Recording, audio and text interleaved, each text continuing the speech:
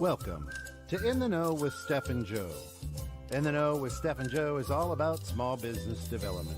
These two entrepreneurs bring real life experience, laughter, and, well, just a ton of knowledge on how to build your small business and make it thrive. After all, this is your creation. Now learn how to make it sing. In the Know with Steph and Joe airs Fridays at 3 p.m. right here on 216 The Net. Like, follow Steph's books and Restoration One of Cary, along with 216 The Net on Facebook, and subscribe to the 216 The Net YouTube channel.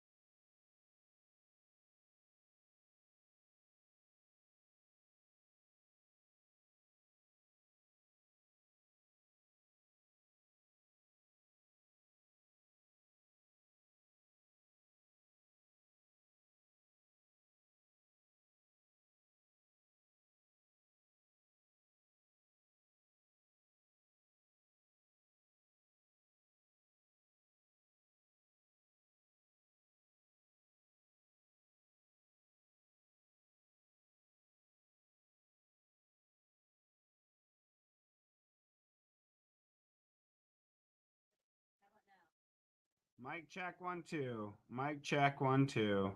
Can I hear you now? Mic check 1 2. Oh, there it is. We can hear us now. We are working on sound. Oh, we ate sound. We ate working on sound. All right, start over. We can hear you now. Boom. All right, you better turn that down. Okay. Oh, crap. We got it. Okay. So, as mentioned in the beginning of the show, Kent's not here, so. All right, so I guess let's start over. Every time. All right. So today's topic is what's your body count? So that could either be, I was going to say. So we're kind of referencing like how many jobs or how many career paths or how many companies have you worked for before you found the one. Like it could either be a career path, the company you work for. What about that company made it be like, you know what, this is the one, this is where I'm settling in for the long haul, or what's like a career path that you're like, this is it? Or are you still searching for the one, or do you think you'll ever find the one? Because people like my brother switch companies, but not necessarily careers, every 3 to 5 years. Stays in the industry. Yeah, but he just jumps to another company. But I feel like that's really common in like the mortgage space, the insurance space, depending on the industry, car salesman space, you know, realtors. I feel like it's very common where they kind of are with one brokerage and then they jump ship. And then, you know, so what about that shiny new ball entices you to leave your again, not your body count as far as like how many, you know, chicks or dudes have you, you know, put together in your life. It's not the personal side, it's the business side, professional side. So how do you feel you hit the one, or do we want to start there? Do we want to start with like, how'd you start to realize it was the one? Well, I mean, I had several different jobs before I got into bookkeeping. I think I probably worked in 6 or 7 different industries. Yeah. So I had fast food, I had Blockbuster, I had cleaning, I had balloon making. What the fuck is that? Where you make balloon bouquets? How do you think those balloon bouquets get on the tables? What balloon bouquets? Like the ones like at graduations or weddings or baby showers, or I thought they were flowers. Oh no, I used to do balloon bouquets. They do balloon bouquets? Yeah. Are they regular balloons? Like you just blow up a balloon and arrange it in a certain way? Yeah. You gotta go through training for it. How much training? Oh, like a week. Maybe a day. Maybe it's a day. Like an hour. If you could tie a balloon, if you could put some helium in a balloon without it popping, and follow you could tie instructions on like, length of ribbon. Yeah. Yeah. Yeah. But it's hard for me because I'm so short. So a table height for me is different than like a table height for you. Like my floor height is probably like a table height. Hang on, wait. Don't you like set up the arrangement of the centerpiece and then go and put the centerpiece onto the table? No, people came and picked it up from the store. It was at a factory card outlet before it got bought out by Party City. So that was a lot of words that I didn't understand. Like the only thing that I think I didn't do, I never worked at a grocery store. Okay. But I've had several different jobs in offices and several different jobs in warehouses. So I've done purchasing, receiving. Okay. What made you move on from those jobs to a different industry? Why'd you change industries so quick? Or why did you were? As a teenager for a lot of that. So it was just opportunity? Well, I feel like as a teenager or when you're just entering the workforce, like that's your opportunity to like test everything out and try everything out and determine what you like and what you don't like. Because that's what I felt about. That's how I felt about drugs at that age. You know, it's like most teenagers are, or even people in their early 20s are living at home. So you don't have the same bills that you have as an adult. Like when you get so you don't have to worry about expenses as much. So you can go out. So you can have that opportunity to go sample and try, you know, like you might like bookkeeping and stuff, but then you've always had a passion for, like, if I wouldn't have become a bookkeeper, I would have been a piercer at a tattoo shop. But because of the apprenticeship and the hours, it didn't work for being a single mom. Okay, that's a great question out there. So anybody listening, please, if you're listening, please chime in. I want to know if there's a job out there that you went into thinking this was the end all be all, but it did not coincide with your life or your life preferences, decisions, life preferences, life decisions, life likes, life favorites, right? Because I have a story, so I want people to start to chime in and think about this, and I'm going to tell my story on why you're not in that job you thought back then would have been your job. But then you have people that get so embedded into that bad marriage of a job that they've been there so long that it's just they're going to ride it out till retirement at a point.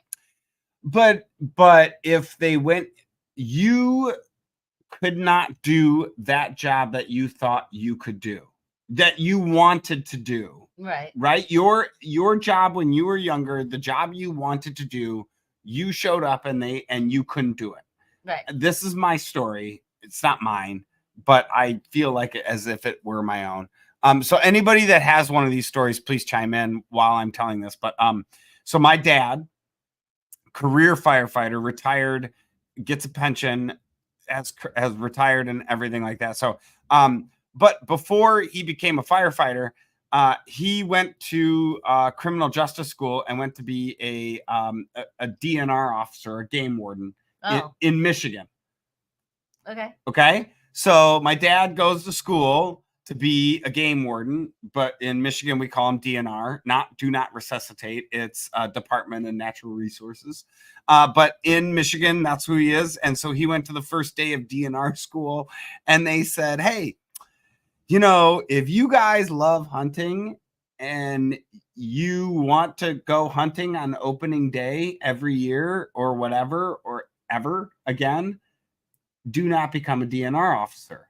And he stood right up on the first day and turned around and walked right out of class because he's not allowed to go hunting on the first day of opening day of deer season in Michigan because he's an officer. He's going to be working.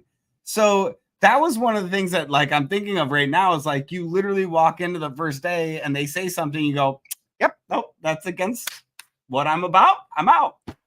Right. So are there any of the like obviously piercing? Well, so like apprentices. So this was like bordering 20 years ago when I was exploring this. And so at that time, I don't know if things have changed in that industry, but apprentices didn't get paid. So it was an unpaid apprenticeship. And then you had to be there. And back then the tattoo parlors were open from like noon until 10 p.m. Yeah. So you had to be there for those amount of hours. And then how was I supposed to then do something that made money and take care of a kid? And like, it wasn't even and go to college at that time. So it wasn't even, that wasn't even possible. It was like, these are formidable years of your life when you're being influenced. So like, how does that play into your decisions?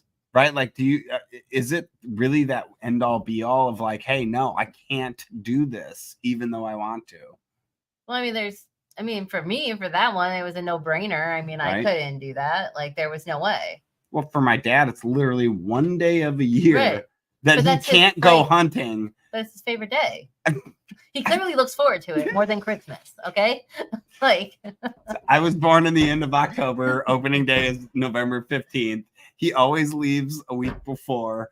A week after I was born, he was gone. My mom even says that, like, no, like it was like 3 days after I was born, he was gone. But hi, Mom. Okay, hi, Mom. Oh, we're so happy you're getting Eli. Off the bus. Oh, good. But, hi, Eli. But it's just, you know, like I feel like you just have to sample, and I feel like you shouldn't be afraid. Hi, Christine from Colorado. We're going to refer to her from here on out on this show. It's Christine from Colorado. But I feel like you shouldn't. I feel like Christine. You should have that trial and error. Like I have those conversations with Gavin, my oldest, that he's in that age bracket where he should start doing some trial and error. You should do some manual labor jobs. See how you like that. You should do some desk jobs. See how you like that. You should do, you know what I mean? Like you should sample around, and it's your opportunity because you don't have those bills. And I feel like once you get those bills and you get those responsibilities, then your options and opportunity window like cuts down by half at least. Significantly. Like you just can't do that. That risk. You can't. What's the age frame to figure that out? Well, all right. No. What's the age? Well, hang on. No. What's the starting age to get out there and start figuring it out? I mean, I started working when I was 14. You get a worker's permit when you're 15. I worked for a family grocery store at 11, bagging groceries. Yeah. And So I mean, I don't get paid, but I mean, he gave me under the table cash. Plus, I got tips. you're on camera. I didn't say the restaurant or the grocery store. Goddamn. But then come 16, I started working on a regular basis, or 15, I started working on a regular basis. But yeah, I think it's those small jobs that you got to start out in. Right. Are you going to make your kids? I don't know what you made Gavin do, but like Eli or anybody, to me, I want my girls to go and work in a restaurant. They have to work. Gavin's first job was McDonald's. So he worked fast food. Yeah. Okay. And then from fast food, he moved to Office Max. So he learned how to do printing, retail. Yeah. And, stuff like that. Yeah. And then now he is doing the carpet cleaning at Clean Bee. 100%. So a little now more he's doing labor intensive. Yeah. Yeah. And so like, yeah. Do you feel that everybody should have that general range of jobs in the beginning? And if you see somebody that comes in with not a variety on their resume, do you look at that differently?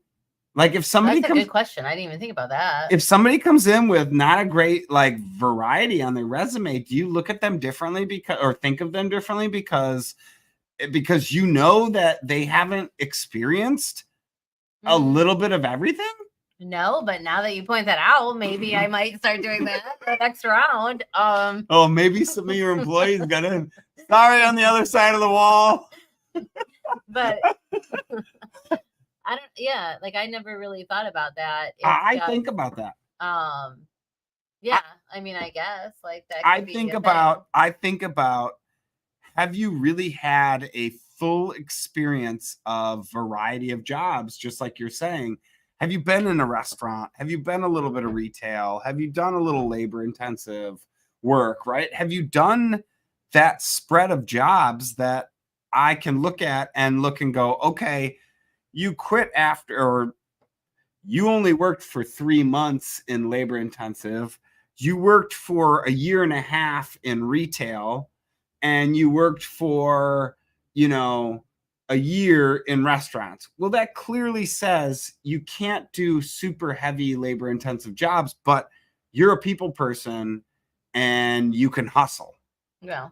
Right? Yeah. So to me, that's what I look at from those 3 general job industries, if you will. Right? I don't know. I guess that's what I'm looking at, is when I'm looking at it from the backside. One of my favorite jobs, though, as a kid or a younger person, was Burger King. When I worked at Burger King, that was like my favorite job. Like it really? Why? Yeah, because like all my friends worked there. My brother worked there. Our manager was one of our neighborhood friends. Oh, this is it's literally instead of you all being kids in elementary or middle school going to the forest to hang out in a fort. Yeah. Burger King is now the fort. And free chicken nuggets. And you get free food. Chicken nuggets. Okay, but, so yeah, I mean, like it was. I get that. Fun. It was so fun, and the culture there, because we all like were friendly and knew each other and whatever. Like it was just such a great fun vibe. Because like when I went and worked at McDonald's, I only lasted a month there and I quit because it was so awful, because I didn't know anybody there. Everybody was already clicked up. And I just couldn't break into their Was it the network. clickiness, or was it the ability to do the work? Did the burger the what? Working a register. No. Did Burger King? I didn't cook food. I was too young to work the grills. I don't know. Did Burger King? Hang on. Was Burger King efficient? All I'm asking you though is like, you're asking me as if when I worked there when I was 15. It's not like I don't know. I don't know. Like I look at it as like, hey, we're all the people like the Sandlot. Everybody had their bases to play, and everybody had the position on the field to play. I don't know. Right? Like in Burger King, did everybody from your neighborhood all fall into the right position in Burger King that you just clicked like the Sandlot? Or we already knew each other, so it was different. So like at McDonald's, like I couldn't break into their group. Like whatever, like it was I just think not we're talking different like things. compatible. Like it just didn't like work. But like when I worked at In the Swim, the pool company in West Chicago, I didn't know anybody going into there, but like you clicked well. Yeah, like we all knew the jobs, we all knew the roles, we all, like everybody, like there was expectations, like it was, it was good. Like I think so. Did that clicking into that company, that pool company In the Swim? In the Swim, when you walked into In the Swim and you started to click with everybody, did that change your mindset as to your direction on where you want to go in life and what industry you want to be in? And did that kind of gear it a little bit closer to pools? Industry wise, no, but culture wise, yes. Like I like working where there's good, like office culture or company culture or whatever you want to call it. Where everybody can have a good time, but everybody gets work done and the management and stuff are approachable. So I like that. That helped you. Right. So like, cause like my first sampling at bookkeeping was, I was working 2 jobs at the time when I started working In the Swim. I was also working for a plumbing company, and that's where I got my first sampling in QuickBooks and got my first sampling in bookkeeping. And that's where you fell in love with that part of it. Yeah, I guess like I don't know if I would necessarily say that I loved bookkeeping at that time. It was just something that I had a weird skill set for that I was just good at. And when you're just good at something, it's just that begs easy to do. Yeah, and then you're like but that begs the the question. Fish in the little pond. Yeah, well, that begs the question then. Are you doing something you love, or are you doing something you're just good at? I love owning my own business and helping my staff develop. I am good at bookkeeping. Ooh, I love that answer. Okay. Okay, fair enough. Do you find that this is the end all be all, everlasting forever? I think I'll always have Steph's bookkeeping service, but I think I will dip my toe into other businesses and expand into other things and diversify my portfolio, I guess. So would you say that your whatever, your dead body, the last dead body, is not bookkeeping? Probably not. No. It's not bookkeeping. Well, but you're kind of at your end all be all. Like, but I don't think it's bookkeeping. The thrill of the hunt. So like, it's like I could only do something for so long without getting bored. I don't think I could be ever bored as a business owner because you always get curveballs and things thrown at you. That's what I'm saying. 24/7. Yes. So it's a very different thing than being an employee and working in a job. Mm-hmm. So if I was a bookkeeper at a company, I would probably stick with small business and I probably would not go into corporate because my personality and stuff does not play well in a corporate environment. That's why I survived so long in insurance, was because what I did was very weird and outside the box of insurance, writing types of insurance, right? Like I wrote habitational bullshit, the normal, right? Like apartment complexes on the coast of Houston, right? Like that's stuff that was normal to my world. But like writing stuff that was like a rocket powered porta potty. Yeah. That was cool. Right? Like that's what geared me up, and why I stayed in the industry so long was because I could write crazy ass things and I kept saying yes to them. I wrote more weed farms and distributors than anybody in Colorado when it first started up because I didn't say no, and that was my niche, what I liked, why it kept me in that industry. I just didn't want to say no. Yeah, I'll figure it out. Right. It's a Right. it's a challenge. It's a right for bookkeeping. It's Right. yeah, give me something new. Let me go figure it out. Right. That was what I loved. Like I by opening up my own business and never niching down, we work with so many different industries. So it's something different all the time. That's it. When Give me something new. like comes Let me in, go figure it you know, out. like if I worked for a company Love and I that. only was with that company, then it's the same thing every day. And I feel like I would probably have lost interest in bookkeeping and probably tried to expand into something else at a point because it would have got boring for me with the one company. Okay, that's a good question. So if somebody has an employee that is trying to expand into something else, is that a sign that for you that really you're just not content with what you're doing in your current job and you need more? Sometimes, but sometimes, I mean, like, so at some of the companies I worked at, I was the only employee that was cross-trained in 6 departments. And that was because I needed hours and I needed job security. So if any of those departments ever downsized, I had backups within that company. Mm-hmm.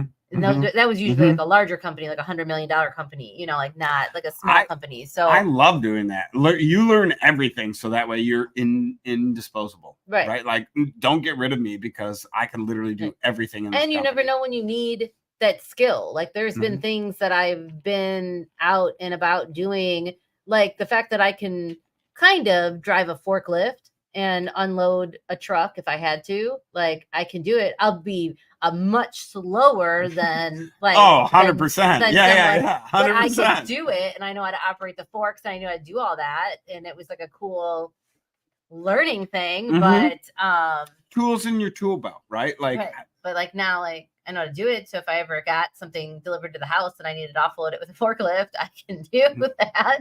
Don't know how often that would happen. I was gonna say, you just call us. I got enough humans they can lift as much as a forklift.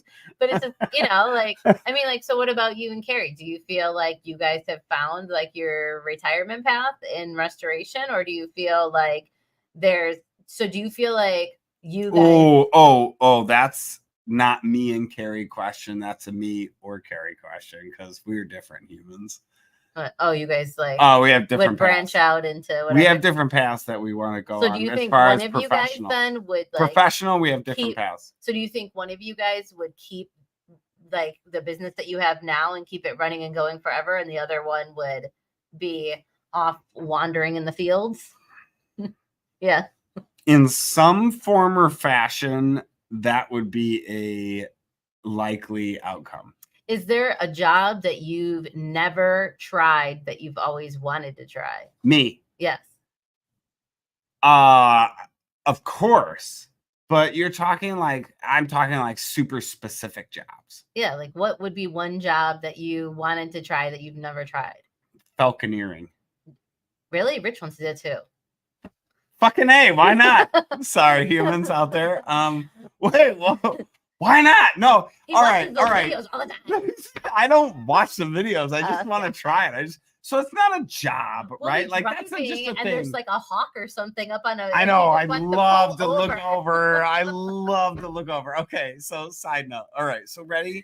So for my bucket list, that's kind of where I start, right? A bucket list is your personal things. Personal things turn into your professional life, right? Like your personal should drive your professional life. Mm-hmm. Your professional should not drive your personal life. Does that make sense? So, this is great because it's kind of like, how do you find if you don't know what your path in life is for a business? You haven't killed your last body yet. So does anybody out there want to share? Nobody shared anything yet. How they found?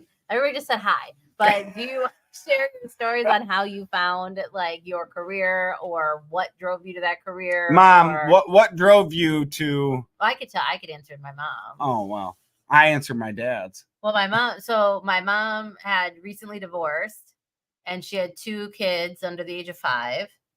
Okay. And so the airline was hiring and it gave her flexibility and benefits that afforded her to move on from that situation independently. Now, question. Was your mom doing other site type jobs that were similar to that airport job? Prior to that? No. Prior to that? No. This was a totally different switching gears. Yeah. Yeah. So she was, after me and my brother were born, she was a stay-at-home mom for a few years. And then before that, she was an administrative assistant for a hotel company. So this is like a totally new avenue. She fell into it because it offered what she needed, and she loved it. I don't know. Mom, do you love it? No. Oh wait, you're in writing. Don't answer that, Mom. We'll get it on the backside. But so that's falling into it. But she's done it for how many years? She's been there for 35 years. So that's what I'm saying, though. It's she's just gonna ride it out till retirement. Okay, ride it out to retirement. But if you could deal with it for 35 years, that's not that bad of a job. Yeah. I walked into jobs and walked out after 2 days and went, nope, fuck you. I'm not doing that. Right. Well, my mom and I were actually talking about this last night about the show today. And it's we feel like some of the stuff is generational. A lot of people in my mom's age bracket or your parents' age bracket found whatever they believed was going to be the best fit for their family and their lifestyle and their this and their that. And then that's what they stuck with for many a year. Okay. And then whether they were super happy and loved the company or not, they still that was their thing, and they just did it till retirement, and they got their pension, and they got this or whatever. That was my dad. Okay. So then you have people in our age group that I feel seek out what they want. Starting to there's a mix of us, I feel where they'll kind of ride it until the end, or they are going to be a little less risk adverse and then start sampling and really searching for their path and things like that. People in Gavin's age bracket are not looking to settle at all for anything less than happy. Sort of. I feel sort of. It's sort of. Hang on. I'll say that. However, that is a rolling snowball that is going to F the shit out of them, because if they're not willing to settle for anything that makes them happy, but what makes them happy, that could be a problem, because then nobody's doing the work and it's falling on our generation or the generation before us. Right. I mean, my industry is a perfect example. Yeah. There's there's not a lot of up and coming accountants and accounting professionals going into college with seeking that degree. A lot of people are starting to retire and they don't have up and coming people. So our industry is struggling. But just a few years ago, your industry was struggling with the trades and all of that. Still is. And people are starting to kind of a lot of kids in certain age bracket didn't want to get their hands dirty. They didn't want to do that type of work. They see what happens to their dad or uncle or someone with the knees and the back, and you know what I mean? It's a different animal. It's difficult, and it's how as a parent do you Gavin at this age has to have a job. No matter if he likes it or not, he has to have a job. If he doesn't like it, then he can pursue whatever, and I'll support him in his exploration. But he has to have a job. He has to have his car payment, car insurance. He has to be making money. His stuff, his bills that he has have to be covered. That's exactly what my parents said. Oh, is that what you're going to do to your kids? Obviously, you're doing it to one. Is Eli the same? It's because I keep saying that. Are you doing that to your kids? I forget you have one child that's a little older and in the workforce already. Because my girls are a little bit older than Eli. And so yes, I want to push them to go out and work, go out and earn your money. I'm not paying. Well, once Eli hits that age, whatever, once he's 16 and has a car or whatever, or 16 and driving or about to get a car, he has to have a job. Gavin couldn't have a car without a job. Did you buy his car? No. He bought his car? Yeah. Rich and I paid for part of the down payment on his car as his high school graduation. Got it. But Lovely.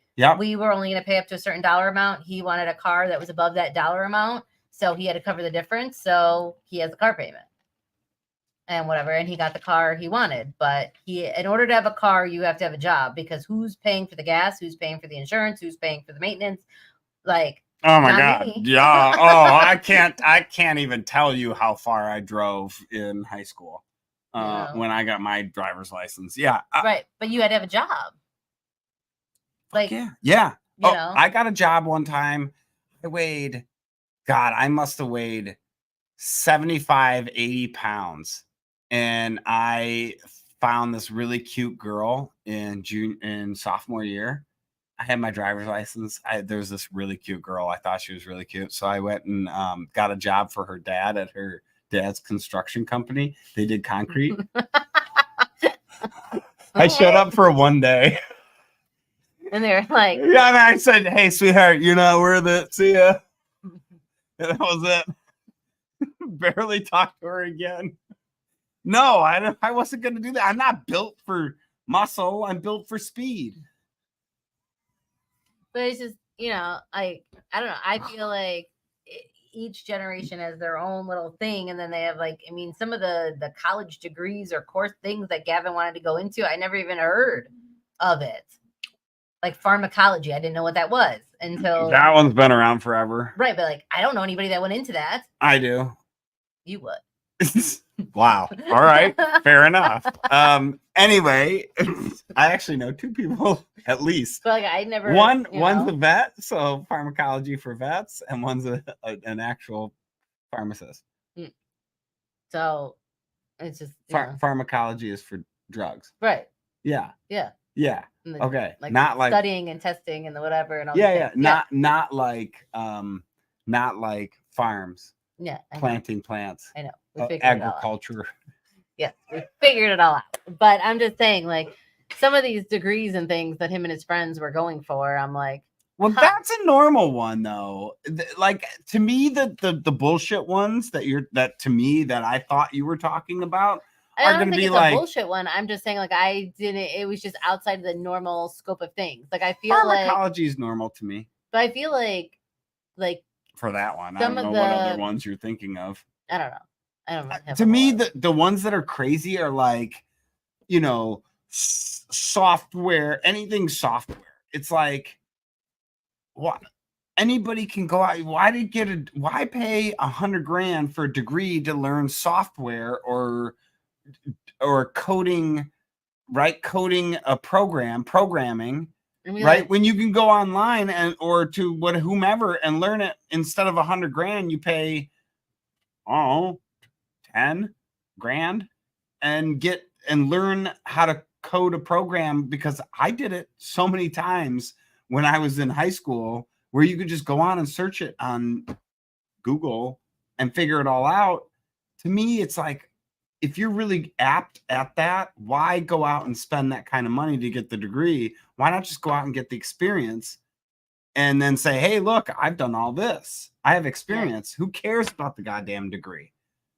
Right. So I get it with what you're saying with Gavin, with all these stupid classes that are out there that you're like, is that really going to be useful? I was just looking up some of these careers and things, and looking, not pharmacology, but other things that we looked up, the top pay and stuff, and I don't know how you're going to have a living wage doing some of that. Like game developers. Well, no, I mean or ecology. There's not that's not a high paying thing, but it's a necessity and whatever, and the environmental things and whatever, and learning and bringing things to people's attention. But it's just not, I don't know how archaeologist. I just don't know how unless you have some big breakthrough or discovery, or you get on some big privately funded thing, I don't know how you make a living wage doing some of that. Okay, here's one.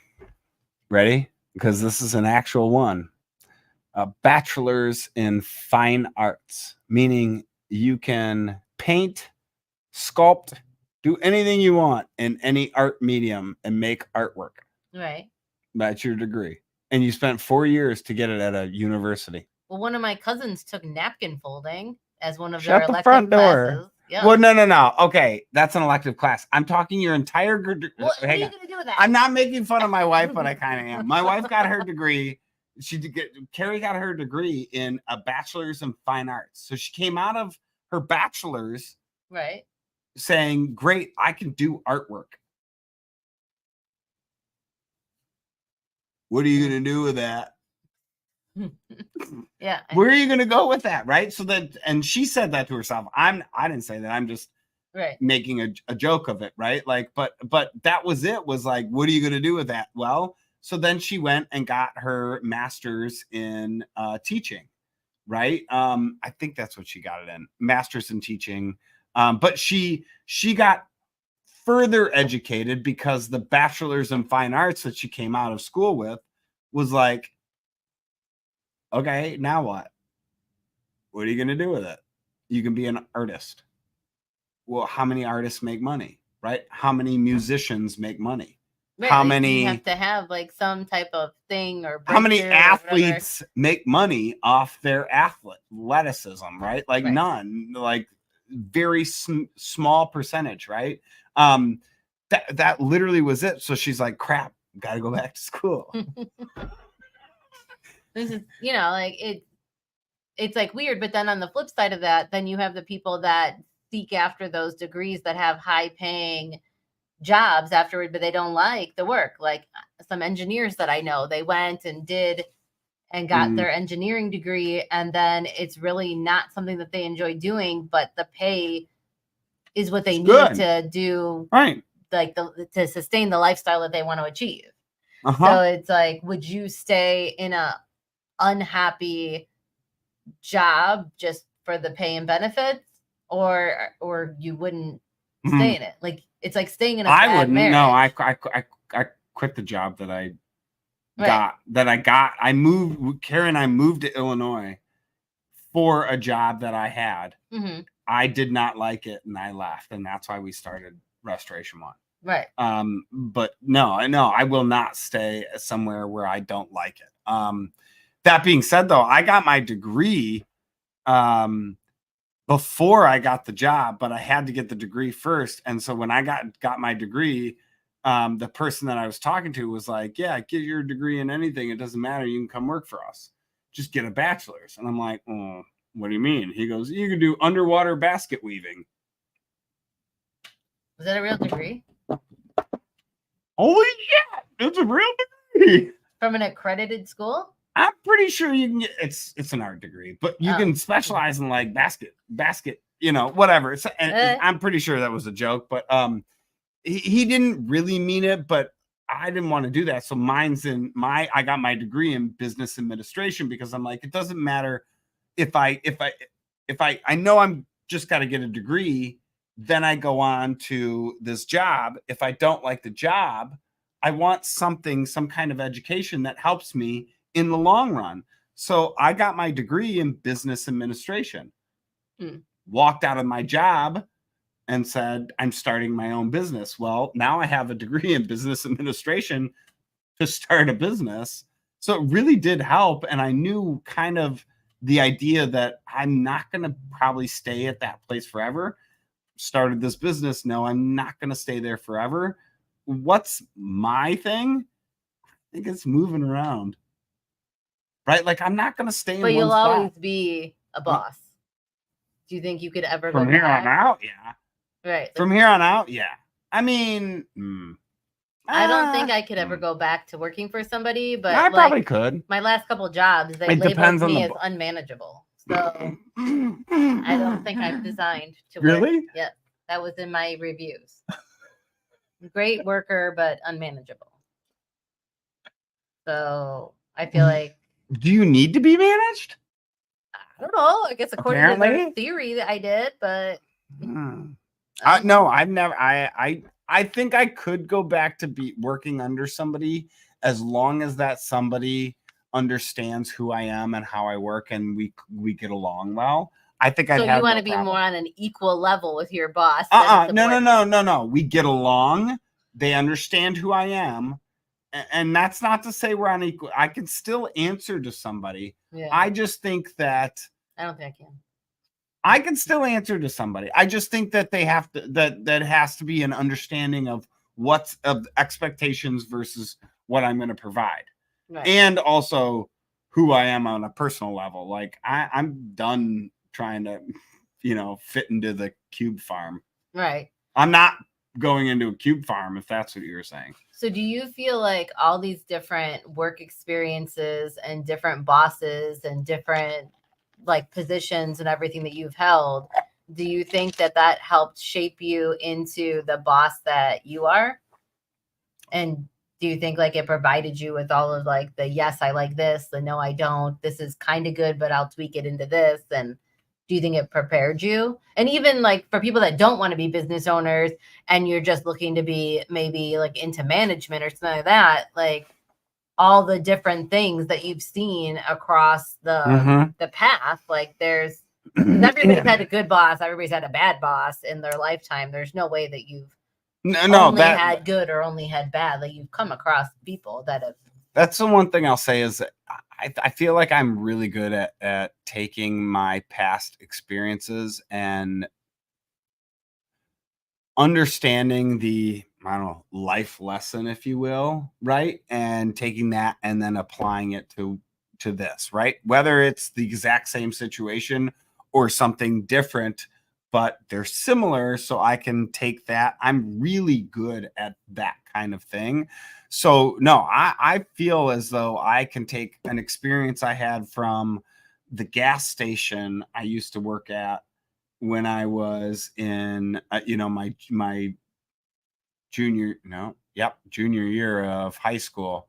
I was working at a gas station and was an assistant kitchen, the cook at a nice restaurant. And the two jobs I balanced back and forth, but like those stupid things of like balancing that, I take that every day and put that into the rest of my life on how to get from one point to the next, know that how much time it's going to take, where I got to go, what could be there, right? Like just understanding those stupid things. Right. Have you ever had like an employee or subordinate, like when you were, a manager at other companies that you just absolutely loved, but you knew that they needed to spread their wings, but they weren't, and you didn't want them to like stifle themselves. So you encouraged them to kind of branch out, even though you didn't want to lose them, but it was the best thing for them. Yep. I've had several throughout the years. However, one of them that really stands out. And if my wife is listening, I don't know if she'll ever go back and listen, but she will giggle for this one. Her name was Tiffany. I don't remember. I do remember. It just clicked into my head. But this was back when I was like 20 years old in the shoe store. This was half of my life ago, and I was managing the shoe store, and I hired this girl named Tiffany. She was short. She was voluptuous. Okay.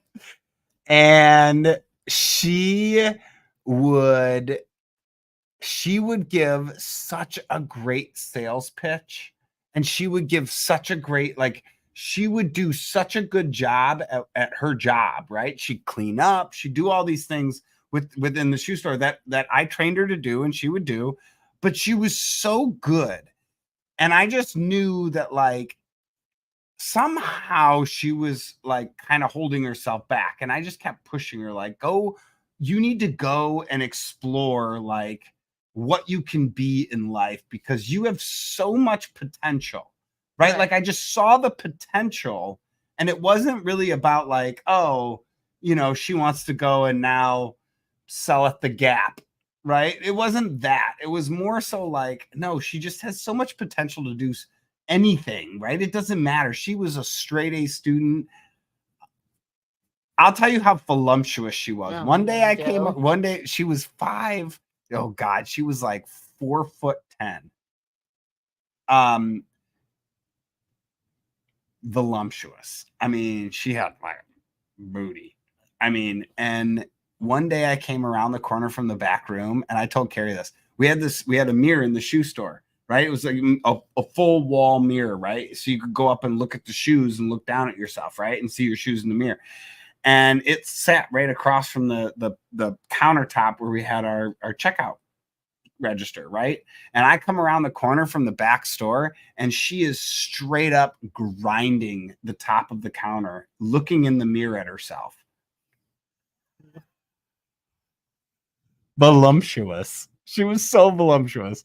Anyway, she and I go, "What are you doing?" She goes, "I'm just checking to make sure I look good." And I'm like, "Oh, Tiffany, you need to find something in life that drives you to do great things."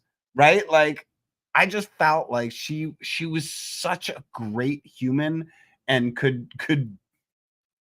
she could sell anything to anybody. She was so good. She kept her mind on things. She could look at something, look at somebody and learn exactly what they wanted and then sell it to them. So I just knew that she could go well beyond that stupid little shoe store, right? Yeah. That's why I was so like pushing her to go be more. But I come around the corner and she's grinding the top of the countertop. But have you ever like kind of pushed an employee or coworker or whatever to move on, but then you secretly were like, I hope they come back? Yeah, her. Yeah, her. I'm all right. I had hang on. We've had throughout the restoration career, we've had a bunch of employees that have gone out and gone to other professions. Mm-hmm. And a few of them, yes, when they leave, you go, oh man, that's a great employee. While I appreciate what they're going to do, I really hope they come back to us. Have you? I mean, we're kind of going to be going through it soon. I mean, Do explain. Well, like Melanie is going to be she's switching her major. So she's going into another like completely unrelated industry. And I told her that like at her age, like she should do it and try it and see and all these things. But then, like I have Valerie and she was in a completely different major, but now she likes bookkeeping so much. So now she switched her major to accounting. So then like now I got her. So she ain't, you know what I mean? Like, so it's interesting, like to watch like the two of them kind of like switch kind of things like that. Okay. Do you feel that you pushing people to do what they want or what they feel is good karma and will kind of come back in the long run, hopefully, through somebody that you didn't expect? I don't know. I didn't really. I mean, that's kind of what happened for you. Yeah, I mean, well, she's not leaving for like another 18 months. No, but it's somebody that you expected, and therefore now they said, I'm out, kind of. I want to go do something else. But in the general speaking, you were able to bring in somebody that you didn't expect to be a mainstay. Like right? Somebody that was going for a different career path, and then they, I guess, converted to the dark side. Kind of karma, right? Like the book side. Don't call it the dark side. It's the book side. But it's just the BK side. Yeah, it's just it's like interesting, like being somebody that's come out of the other end of that exploration to then now watch somebody else kind of go through it and kind of help like be a cheerleader for them or encourage them, or at least I hope that that's what I'm doing for other, like my employees or Gavin or or even other adults that I know.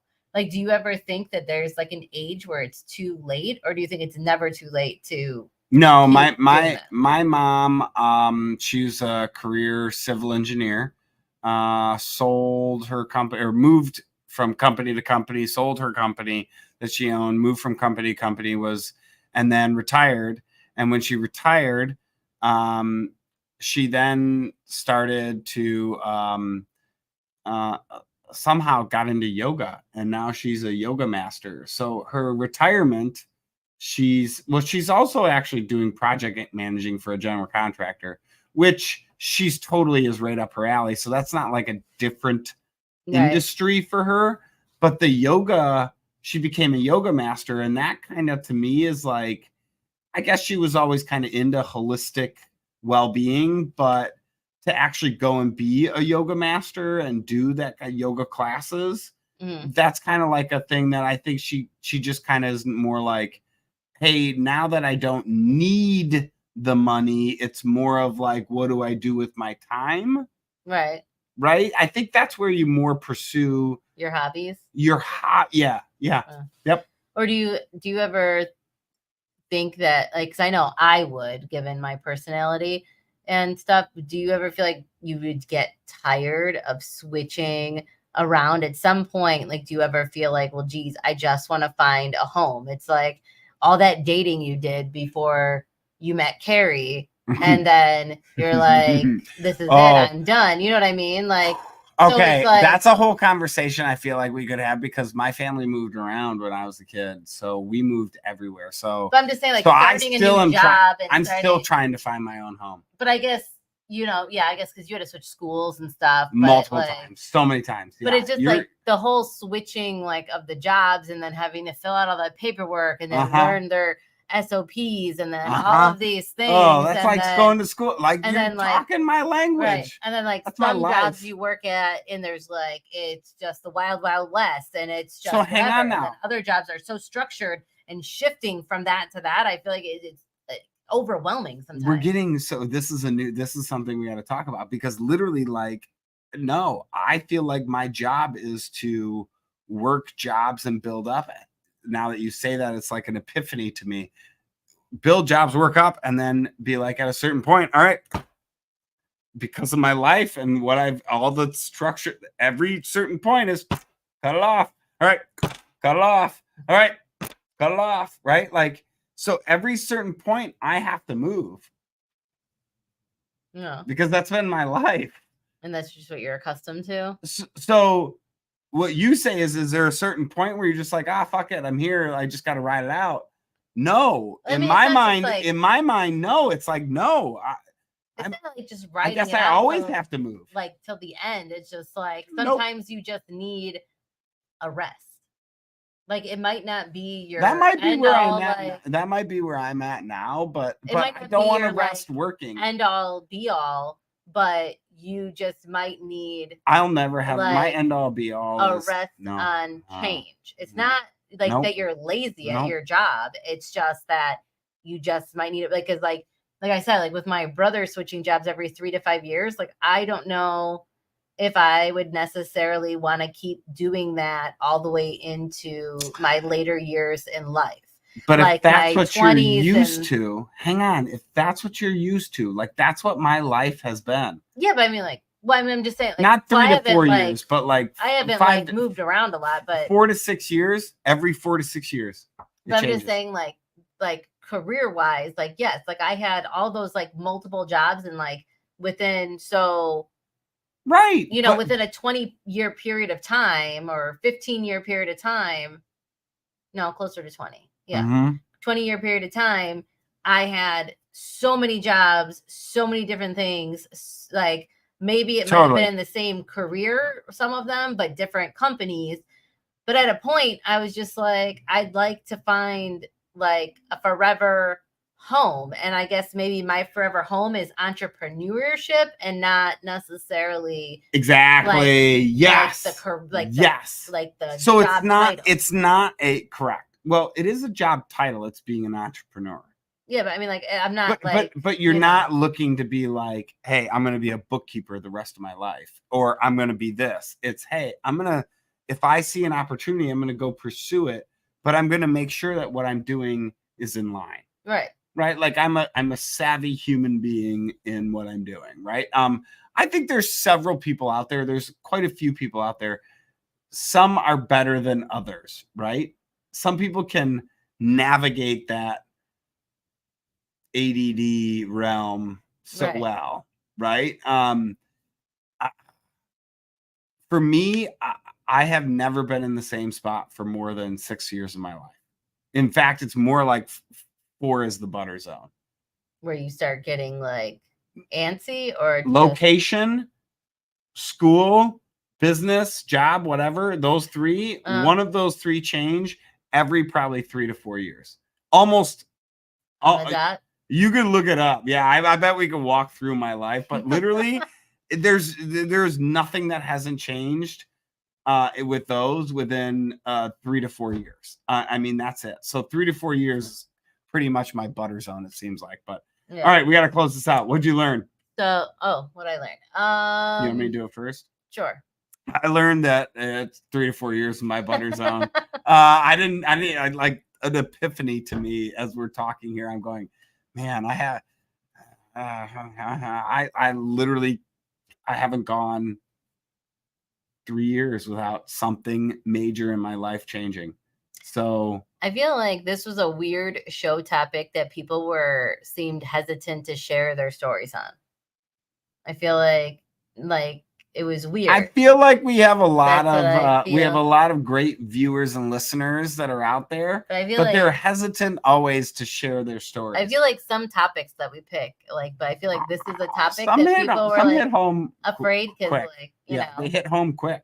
But you could share too much too quick. Right. Yeah. But just to share the lineup that we have coming up, we have next week we're gonna do checklists for when you're busy. There you go. And how you guys do time blocking and time management, because I feel like we're fastly approaching fourth quarter, which includes the holiday season and how do you get through that? Right. Yeah. There's just a lot going on, business. So much shit comes down the hill that time of year. And then I feel like I'm hoping we can get some in studio guests or people to zoom in.